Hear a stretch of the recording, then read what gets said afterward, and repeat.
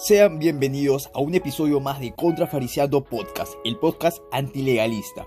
Desde un lugar de América Latina les habla su amigo Pepe Bueno, quien se encuentra junto a Eison. Eison, ¿cómo definirías contrafariseando? Contrafariseando, a mí me gusta definirlo en esta frase.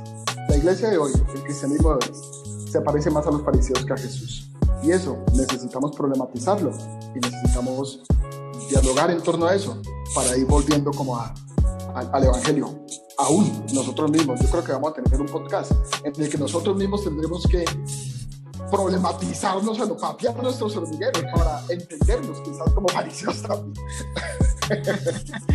Y bueno, para arrancar el podcast del día de hoy, hablaremos de una película del cine coreano. Cine que probablemente para la mayoría de los oyentes se les hace poco conocido, pero estoy casi seguro de que todos deben haber escuchado o visto del hype de la película Parasite. Eso, ¿tú viste Parasite? O bueno, también conocida acá en América Latina como Parásitos. Que Parásito lo traducían aquí en Colombia, Parásito. Saca Claro. la luz el cine coreano, lo pone en la cumbre, ¿no? Y a partir de Parásito, pues, los ojos del mundo comenzamos a revisar, revisemos el cine coreano porque la propuesta de Parásito es fantástica, ¿no? Ahora, Claro. sin duda la que nos vas a plantear hoy también lo es. Así es, creo que todos los que vimos Parásitos ubicamos al padre del protagonista, y para quienes no lo vieron, es el que se volvió un meme en redes por su escena de chofer mientras llevaba a la señora rica. Bueno, él es el actor que se llama Song Kang-ho, y es un actor que ha salido en una infinidad de películas coreanas, y así es como llegué a ver la película llamada Miljang, conocida para el resto de países como Secret Sunshine. La película es buena, eso sí, dura casi 3 horas y tiene 4 etapas. Primero es un drama comedia familiar, luego un thriller policial, luego sigue una especie de película cristiana y culmina siendo un thriller psicológico. La primera parte introduce a una mujer joven que enviuda y con su hijo pequeño se muda de Seúl al pueblo de su esposo fallecido. Este pueblo se llama justamente Miljang, como es el título de la película. Y que por esas cosas del destino conoce a Song Kang-ho, quien le ayudan con un problema que tuvo con su carro y se vuelve su amigo. Así pasan 40 minutos donde vemos ese intento romántico de enamorarla y donde esta chica hace un derroche ante todo el pueblo de pintarse como adinerada y que comprará un gran terreno. Así es que empieza la segunda parte del thriller policial, en donde le secuestran al hijo. Ahí se descubre que ella no tenía tanto dinero y producto de esa decepción por el pago del rescate, su hijo aparece muerto en un acantilado. Eso sí, rápidamente ubican al secuestrador y asesino. Entonces ahí se introduce la tercera parte de la película, que es la parte cristiana. La mujer andaba en depresión, imagínense, se le muere el esposo, le matan al hijo y no tiene tanto dinero. Caminaba con nuestro héroe Song Kang-ho y escucha los cánticos en una iglesia cristiana de tendencia animista. Rápidamente vemos que, conmovida por el llamado, se quiebra y decide entregar su vida a Dios. Es una escena bastante rápida, entonces la película empieza a narrar la vida de ella como cristiana y de Song Kang-ho entrando a la iglesia en su intento de enamorarla. Ella entra a un nivel de religiosidad que aparentemente hace que esté bien. Vuelve a recuperar la alegría, se involucra en las actividades de la iglesia, hace buenas obras, se vuelve muy popular y decide tomar la valerosa decisión de visitar al asesino de su hijo, que está en prisión, y decirle que lo perdona y con el fin de evangelizarlo para que esta persona conozca a Dios. Todos la felicitan, entra con la mejor vibra a la cárcel, se sienta frente al asesino y acá empieza lo bueno. El asesino toma la palabra y él le ofrece perdón. Ella lo acepta y le habla que ella vino a perdonarlo porque conoció a Dios. Acá el asesino se conmociona y le dice que él ha conocido a Dios en la prisión, que se siente arrepentido de lo que hizo y que todos los días estuvo orando para poder verla de nuevo y pedirle perdón, así como Dios lo ha perdonado. Ese es el quiebre para la mujer. Ella sale enojada de prisión reclamándole a Dios. Es una especie de ¿cómo te atreves a perdonarlo antes que yo le otorgue el perdón?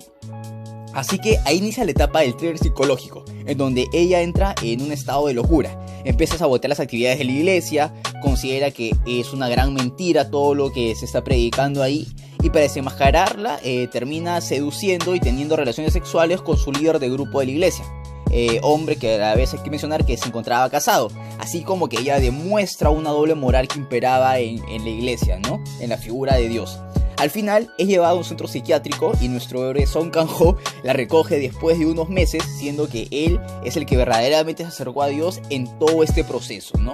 Y ese es el final, y lo comento porque creo que pone a debate un problema que vemos cuando nuestra relación está orientada al fariseísmo. Creer que somos los encargados de juzgar, condenar o ser los que definimos el perdón de quien nos daña, siendo que en una situación de prueba nos ponemos por encima de Dios. Así que, Edson, ¿tú qué opinas de lo comentado?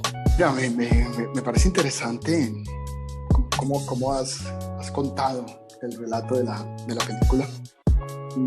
Sí, tiene unos momentos particulares y pienso que hay un gran choque en la vida de esta mujer frente al encuentro de la cárcel, porque lo último que ella pensaba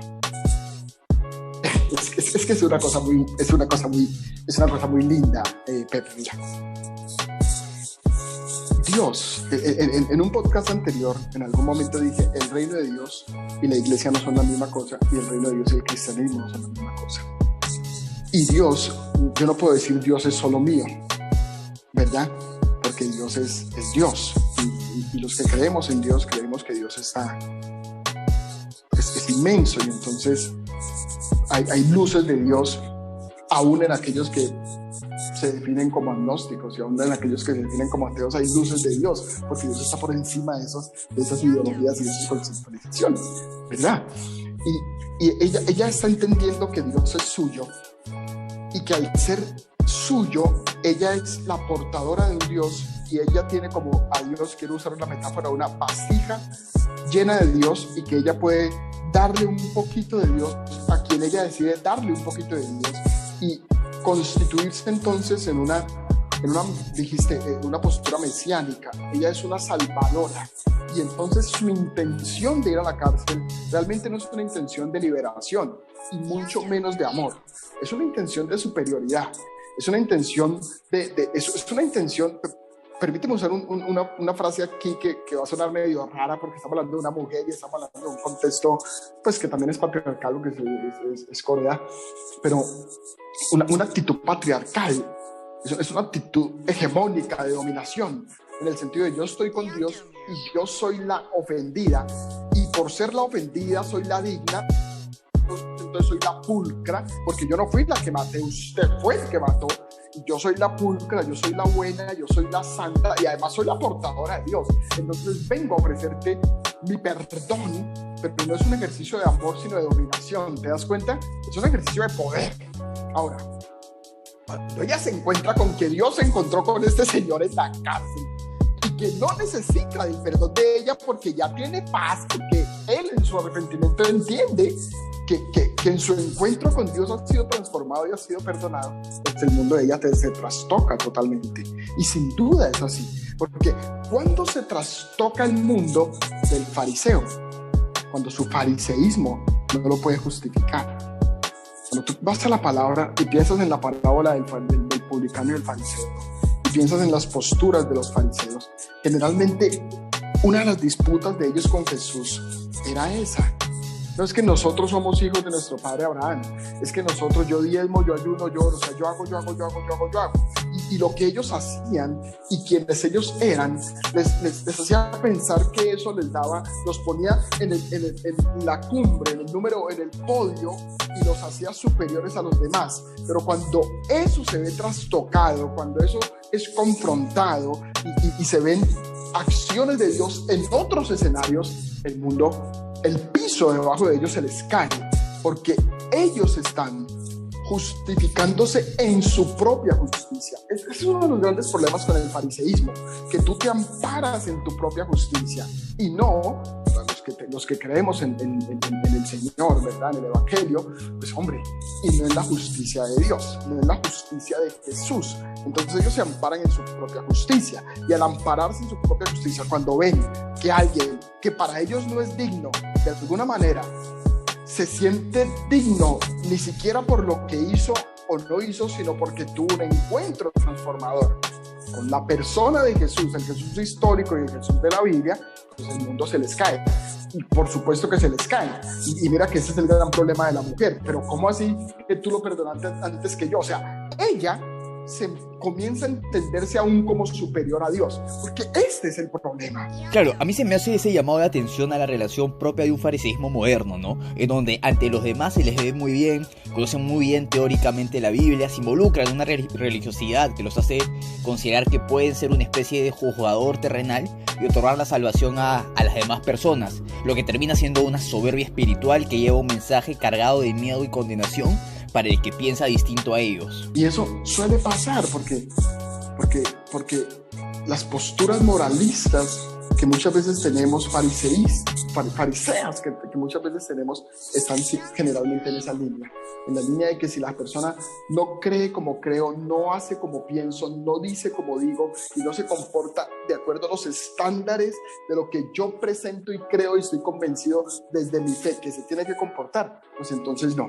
Pero cuando nos damos cuenta que Jesús resulta que sí está con esa persona y que esa persona como que se manifiesta la acción de Dios sobre ella, pues mi querido Pepe, ese asunto es muy problemático porque le quita el piso o nos quita el piso cuando tenemos esas posturas fariseas. Claro, bueno, ya está dando por culminar y dándoles la recomendación de que vean la película, cuyo enlace lo podrán ver en la descripción. Edson, ¿alguna recomendación final para quienes nos están oyendo? Quiero terminar recomendándoles un librito a los oyentes que se llama Santos Accidentales. Santos Accidentales. Y se define como encontrando a Dios en las personas equivocadas. Me parece que es un libro interesante para hacerles lectura. De Nadia Bolz-Weber, Santos Accidentales. Encontrando a Dios en las personas equivocadas. Perfecto, entonces también vamos a estar poniendo el nombre del libro recomendado por Edson en la descripción. Y si encontramos el PDF, también pondremos el link para esa descarga. Entonces ya saben, amar más y condenar menos. Es momento de juntar las orillas y no olviden recomendarnos, escribirnos, proponernos temas. Y si tienen deseo de participar en un próximo podcast, también eso es evaluable, ¿eh? Así que buen día y bendiciones. Bye bye.